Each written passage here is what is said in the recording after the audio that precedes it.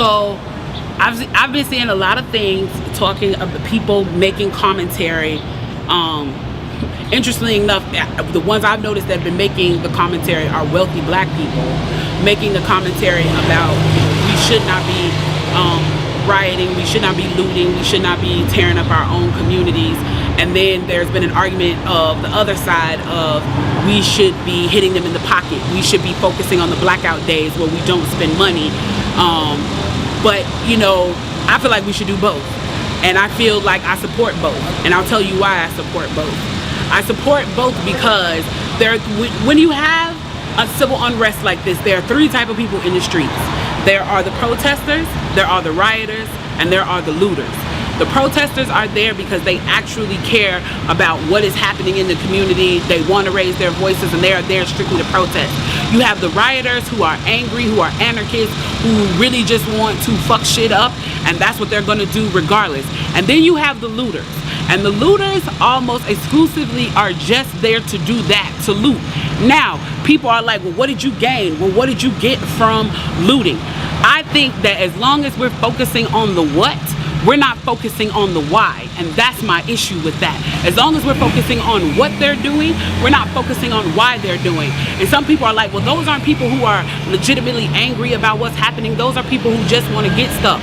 Okay, well then, let's go with that. Let's say that's what it is. Let's ask ourselves why in this country in 2020, the financial gap between poor blacks and the rest of the world is at such a distance that people feel like their only hope and only opportunity to get some of the things that we flaunt and flash in front of them all the time is to walk through a broken glass window and get it. That they are so hopeless that getting that necklace, getting that TV, getting that change, getting that bed, getting that phone, whatever it is that they're gonna get, is that in that moment when the riots happen and if they present an opportunity of looting, that's their only opportunity to get it. We need to be questioning that why. Why are people that poor? Why are people that broke?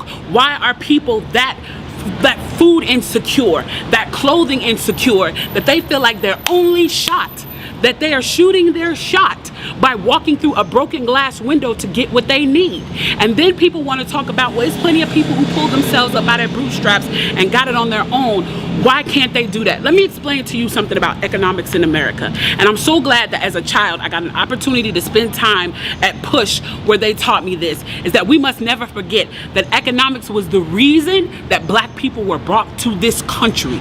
We came to do the agricultural work in the South and the textile work in the North. Do you understand that? That's what we came to do.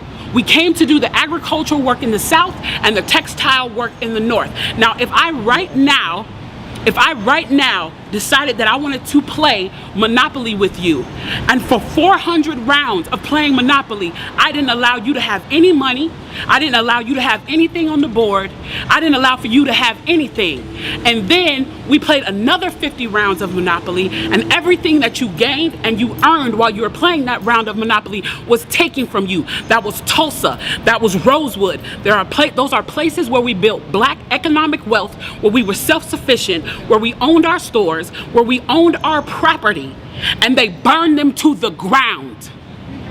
So that's 450 years.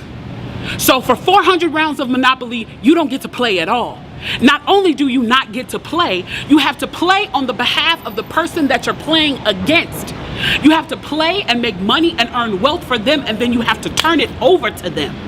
So then for 50 years, you finally get a little bit and you're allowed to play. And every time that they don't like the way that you're playing, or that you're catching up, or that you're doing something to be self-sufficient, they burn your game.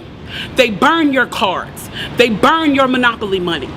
And then finally at the release and the onset of that, they allow you to play and they say, okay, now you catch up. Now at this point, the only way you're going to catch up in the game is if the person shares the wealth, correct? But what if every time you share the wealth, then there's psychological warfare against you to say, oh, you're an equal opportunity hire.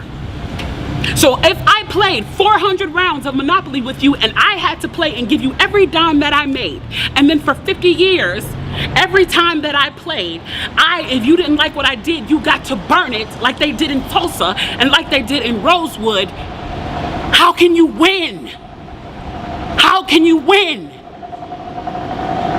You can't win. The game is fixed. So when they say, why do you burn down the community? Why do you burn down your own neighborhood? It's not ours.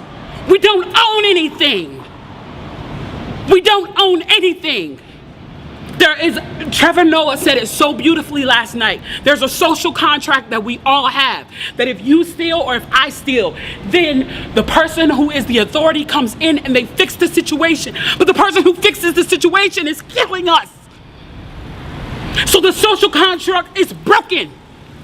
And if the social contract is broken, why the fuck do I give a shit about burning the fucking Football Hall of Fame, about burning a fucking Target?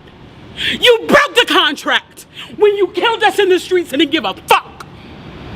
You broke the contract when for 400 years we played your game and built your wealth. You broke the contract when we built our wealth again on our own by our bootstraps in Tulsa and you dropped bombs on us. When we built it in Rosewood and you came in and you slaughtered us. You broke the contract, so fuck your Target. Fuck your Hall of Fame. As far as I'm concerned, they could burn this bitch to the ground. And it still wouldn't be enough. And they are lucky that what black people are looking for is equality and not revenge.